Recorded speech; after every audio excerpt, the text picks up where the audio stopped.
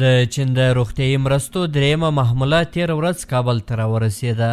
دغه مرسته چې پکې 800,000 ډوزه د کرونا واکسین شامل و د چینایي چارواکو له لوري تېره ورځ د افغانستان د عامې روغتیا وزارت مسؤلینو ته وسپارل شوه.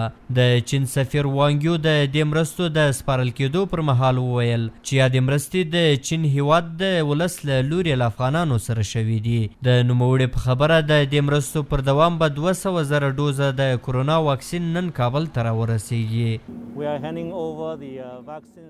موږ له افغانستان سره د 3 میلیونو دوزو واکسین مرسته کوو چې نږدې 800,000 یې نن راورسېدل او شاوخوا 200,000 نور به یې سبا راورسیږي.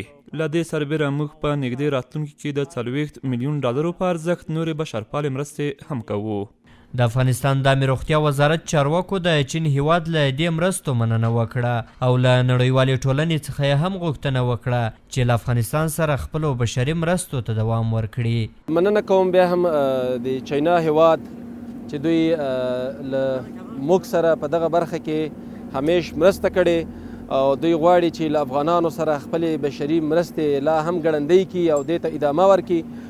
نن د چاینا هیواد له موږ سره د کرونا د وایرس د واکسینیشن په برخه کې 800,000 ډوزه د ساینوفارم واکسین مرسته وکړه چې دا اوس تاسو وینئ عملا دا مرسته راورسېده.